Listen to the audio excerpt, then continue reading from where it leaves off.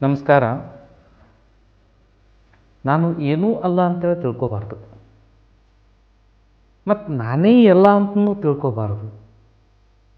ನಾನು ಏನೂ ಅಲ್ಲ ಅಂತಲೂ ತಿಳ್ಕೊಬಾರ್ದು, ನಾನೇ ಎಲ್ಲ ಅಂತಲೂ ತಿಳ್ಕೊಬಾರ್ದು. ಆದರೆ ಯಾವಾಗಲೂ ನಾ ಏನೋ ಒಂದಿಷ್ಟು ಇನಿ ಅಂತೇಳಿ ತಿಳ್ಕೊಳ್ಬೇಕು. ಮತ್ತು ನಾ ಯಾವುದನ್ನೇ ಆಗಲಿ ಸಾಧಿಸ್ತೀನಿ ಅಂತೇಳಿ ತಿಳ್ಕೊಳ್ಬೇಕು. ನಾನು ಏನೂ ಅಲ್ಲ ಅನ್ನೋದನ್ನು ನಾವು ತಿಳ್ಕೊಳ್ಬೇಕು. ಯಾಕಂದ್ರೆ ಜಗತ್ತಲ್ಲಿ ನಮ್ಗಿಂತಲೂ ಅಗಾಧವಾಗಿ ಸಾಕಷ್ಟು ಅದ. ಮತ್ತು ಎಲ್ಲನೂ ನಾನೇ ಅಂತಲೂ ತಿಳ್ಕೊಬಾರ್ದು. ನಾನೇ ಎಲ್ಲರಿಗಿಂತಲೂ ಬುದ್ಧಿವಂತ, ಶಕ್ತಿವಂತ, ವಿಚಾರವಂತ, ಅದು ಇದು ಬೇಡ, ಏನು ತಿಳ್ಕೊಳ್ಬೇಡ. ನಾವು ಇಷ್ಟೇ ತಿಳ್ಕೊಬೇಕು, ನಮ್ಮಲ್ಲಿ ಭಗವಂತ ಒಂದಿಷ್ಟು ಏನೋ ಕೊಟ್ಟಿದ್ದಾನೆ. ನಾನು ಏನೋ ಇದ್ದೀನಿ, ಒಂಚೂರು ಏನೋ ಇದ್ದೀನಿ, ಆದ್ರೆ ನಾನು ಏನು ಬೇಕಾದರೂ ಸಾಧಿಸ್ತೀನಿ. ಈ ಆತ್ಮವಿಶ್ವಾಸ ನಮ್ಮಲ್ಲಿರ್ಬೋದು. ಆ ಕಡೆ ಏನೂ ಅಲ್ಲನೂ ಬೇಡ, ಎಲ್ಲನೂ ಬೇಡ, ಮಧ್ಯದಲ್ಲಿ ಇರಬೇಕು ನಾವು. ಸ್ವಲ್ಪ ಹಂಗೆ ಮಾಡಿದೆವು ಅಂದ್ರೆ, ಹಂಗೆ ತಿಳ್ಕೊಂಡೆವು ಅಂದ್ರೆ, ಆ ತಿಳುವಳಿಕೆ ನಮ್ಮಲ್ಲಿತ್ತು ಅಂದ್ರೆ ಏನೂ ಅಲ್ಲನೂ ಅಲ್ಲ, ಎಲ್ಲನೂ ಅಲ್ಲ, ಏನೋ ಒಂದು ಸ್ವಲ್ಪ ಇದೀವಿ ನಾವು. ಇದ್ದಿದ್ರಾಗ ಒಂದು ಸ್ವಲ್ಪ ಇವಿ, ಆ ಇದ್ದಿದ್ದೊಂದು ಸ್ವಲ್ಪ ಬಳಸ್ಕೊಂಡು ಏನಾದರೂ ಸಾಧಿಸ್ತೀನಿ. ಛಲ ಇರಬೇಕು, ಏನಾದರೂ ಆಗಿ ಸಾಧಿಸ್ತೀನಿ ನಾನು, ಬಿಡಲ್ಲ. ಇಷ್ಟಿತ್ತು ಅಂದ್ರೆ ಸಾಧನೆ ಸಾಧ್ಯ ಆಗ್ತದೆ. ಜೀವನದಲ್ಲಿ ಸಾಧನೆ ಸಾಧ್ಯವಾಗುತ್ತದೆ. ಕೃಷ್ಣ ಮತ್ತು ಕರ್ಣ, ಅದು ಅರ್ಜುನ ಮತ್ತು ಕರ್ಣನ ಮಧ್ಯದಲ್ಲಿ ವ್ಯತ್ಯಾಸ ಇಲ್ಲಿ ನಾವು ಗಮನಿಸಬೇಕು. ಅರ್ಜುನನನ್ನು ಹೊಗಳಿದಷ್ಟು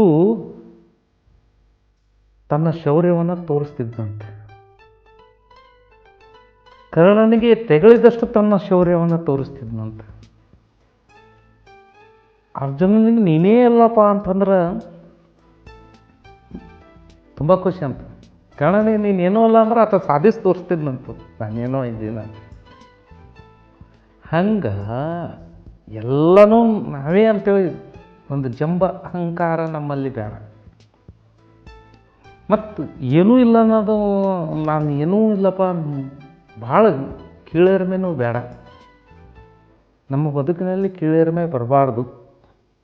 ನಾನು ಇದ್ದೀನಿ, ಏನೋ ಇದ್ದೀನಿ, ಏನೋ ಸಾಧಿಸ್ತೀನಿ, ಮಾಡ್ತೀನಿ, ಆ ಒಂದು ವಿಶ್ವಾಸ ಇರ್ಬೇಕು, ಅಷ್ಟೇ ಸಾಕು. ಏನಾದರೂ ಸಾಧನೆ ಆಗೇ ಆಗ್ತದೆ. ಬದುಕು ಬಂಗಾರ ಆಗಬೇಕು ಹೊರತು ಬರಡಾಗಬಾರ್ದು. ನಾನು ಏನೂ ಇಲ್ಲ ಅಂತ ತಿಳ್ಕೊಂಡೆ ಅಂದ್ರೆ ಬದುಕು ಬರಡಾಗಿ ಹೋಗ್ತದಲ್ಲಿ, ಬಂಗಾರ. ನಾನೇ ಎಲ್ಲ ಅಂದ್ರೂ ಕೂಡ ಬದುಕು ಬರಡೇ ಆಗ್ತದೆ. ಯಾಕಂದ್ರೆ ನಾನೇ ಇಲ್ಲ ಅಂದ್ರೆ ಮತ್ತೇನಂದ್ರೆ ಆ ಜಂಬದಲ್ಲಿ ಮೈ ಮರೆತು ಬಿಡ್ತೀವಿ. ಬದುಕು ಬಂಗಾರ ಯಾವಾಗಂದ್ರೆ ನಾನು ಏನೋ ಇದ್ದೀನಿ, ಏನೋ ಸಾಧಿಸ್ತೀನಿ, ಏನಾದರೂ ಸಾಧಿಸ್ತೀನಿ, ಏನಾಗಿರಲಿ ಸಾಧಿಸ್ತೀನಿ, ಬಿಡಲ್ಲ. ಇತ್ತು ಅಂದ್ರೆ ಅದು ಬಂಗಾರದ ಬದುಕು ಆಗ್ತದೆ. ಇಲ್ಲಾಂದ್ರೆ ಬರಡಾಗಿಬಿಡ್ತದೆ. ಬರಡಾಯ್ತಂದ್ರೆ ಅಲ್ಲಿ ಸೊಗಸಿಯಲ್ಲಿ ಉಳಿತದೆ.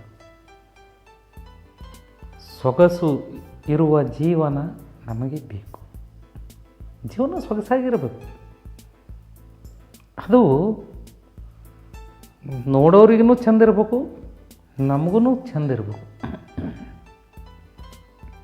ನಾವು ಅನುಭವಿಸ್ತಾ ಇರ್ಬೇಕು ಆ ಸೊಗಸನ್ನು. ನಮ್ಮ ಜೀವನದ ಸೊಗಸನ್ನು ನಾವೇ ಅನುಭವಿಸ್ಬೇಕು, ಮತ್ತೆ ಯಾರು ಅನುಭವಿಸ್ಬೇಕು? ಬರೀ ನಾವು ಕಷ್ಟ ಅನುಭವಿಸೋದ್ರಾಗೇ ಇವಿ, ನೋವನ್ನು ಅನುಭವಿಸೋದ್ರಾಗೇ ಇವಿ. ಜೀವನದ ಸೊಗಸನ್ನು ಯಾವಾಗ ಅನುಭವಿಸೋದು ಅಂದರೆ ನಾನು ಏನೋ ಸ್ವಲ್ಪ ಇದ್ದೀನಿ, ಏನಾದರೂ ಆಗಲಿ ಸಾಧಿಸ್ತೀನಿ ಅನ್ನೋ ಹಂಬಲ ನಮ್ಮಲ್ಲಿತ್ತು ಅಂದ್ರೆ ಜೀವನ ಅನುಭವಿಸ್ತೀವಿ. ಇಲ್ಲಾಂದ್ರೆ ಇಲ್ಲ. ಅದಕ್ಕೆ ನಾವು ನಮ್ಮ ಸೊಗಸಾದ ಜೀವನವನ್ನು ಕಟ್ಕೊಳ್ಳೋದು ಗೊತ್ತಾಗಿತ್ತು, ಅನುಭವಿಸೋದಾಯಿತು. ಮಾಡಬೇಕು ಅಂದ್ರೆ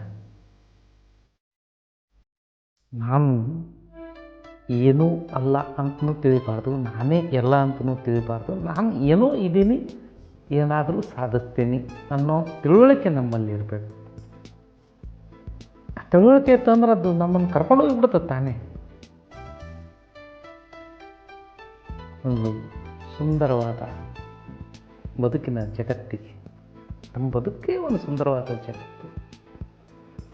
ಆ ಬದುಕಿನ ಸುಂದರ ಜಗತ್ತನ್ನು ನಾವು ಆಸ್ವಾದಿಸಬೇಕು. ನಾವು ಏನು ಮಾಡಕತ್ತೀವಿ ಅಂದ್ರೆ ನಮ್ಮ ಬದುಕನ್ನು ನಾವು ನೋಡಲಾಗಿ ಆಸ್ವಾದಿಸಲಾಗಿ ಬೇರೆ ಕಡೆ ದೃಷ್ಟಿ ಅದ ನಮ್ಮದು, ಬೇರೆಯವ್ರ ಬದುಕಿನ ಮೇಲೆ ದೃಷ್ಟಿ ಅದ. ಆ ಕಡೆ ನೋಡಿ ಅವ್ರ ಬದುಕು ಹಿಂಗೆ, ಇವ್ರ ಬದುಕು ಹಿಂಗೆ ಅಂತೇಳಿ ನಮ್ಮ ಬದುಕು ಬರಡು ಮಾಡ್ಕೊಂಡು ಕುಂದ್ರಕತ್ತೀವಿ. ಮತ್ತೊಬ್ಬರು ನೋಡೋದು ಯಾಕೆ? ನಮ್ಮನ್ನು ನಾವು ನೋಡೋಣ, ನಮ್ಮನ್ನು ನಾವು ಅನುಭವಿಸೋಣ. ನಮ್ಮ ನೋಡಿ ಅನುಭವಿಸಿದ ನಂತರ ನಾವು ಖುಷಿಯಿಂದ ಇದ್ದೇವೆ ಅಂದ್ರೆ ನಮ್ಮ ಖುಷಿಯಿಂದ ಮತ್ತೊಬ್ರಿಗೆ ಹಂಚೋಣ. ಎಷ್ಟು ಸಾಧ್ಯ ಆಗ್ತದೆ ಅಷ್ಟು. ಬೇಕಾದವ್ರು ತೊಗೊಂಡಿರ್ತಾರೆ, ಬೇಡವ್ರು ಬಿಟ್ಟಿರ್ತಾರೆ. ಖುಷಿಯನ್ನು ಹಂಚೋಳದಾಗೂ ಒಂದು ಪ್ರಜ್ಞೆ ನಮಗೆ ಇರಬೇಕು. ನಾವು ಕೊಟ್ಟಿವಂದ್ರೆ ಅವ್ರು ತೊಗೊಳ್ಳೇಬೇಕಂತೇನಿಲ್ಲ. ಅದು ಅವ್ರ ಇಷ್ಟ, ಅವ್ರ ಸ್ವಾತಂತ್ರ್ಯ. ಅದು ತೊಗೋಬೋದು, ಬಿಡ್ಬೋದು. ಅದೃಷ್ಟ ಇದ್ದವ್ರು ತೊಗೊಂಡಿರ್ತಾರೆ, ಮತ್ತು ಅದೃಷ್ಟವ್ರು ಬಿಟ್ಟಿರ್ತಾರೆ. ಅಷ್ಟೇ. ಆ ಆನಂದವನ್ನು ಹಂಚಬೇಕು, ನಾವು ಅನುಭವಿಸ್ಬೇಕು, ಹಂಚಬೇಕು ಅಷ್ಟೇ. ಬದುಕಿನ ಸೊಬಗನ್ನು ಸವಿಬೇಕು ಅನ್ನೋದೇ ಬದುಕಿನ ನಿಜವಾದ ಅರ್ಥ.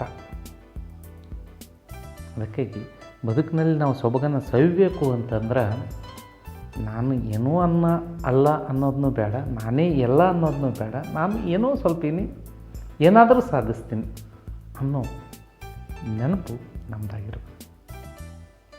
ಧನ್ಯವಾದಗಳು.